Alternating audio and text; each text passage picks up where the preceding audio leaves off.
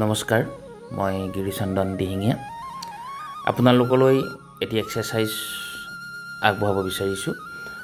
যিহেতু আমাৰ এতিয়া সৰু সৰু ল'ৰা ছোৱালীবিলাকৰ খুব এটা কমন বেমাৰ হৈ পৰিছে, যিটো চেৰিবেল পালচি বুলি কোৱা হয়।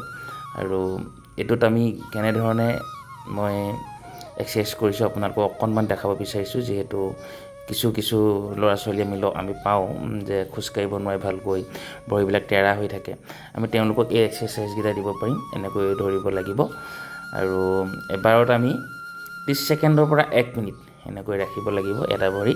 আমি যদি পোনে উঠাওঁ নমাওঁ এনেকৈ হ'লে আমি ভাল ৰিজাল্ট নাপাম।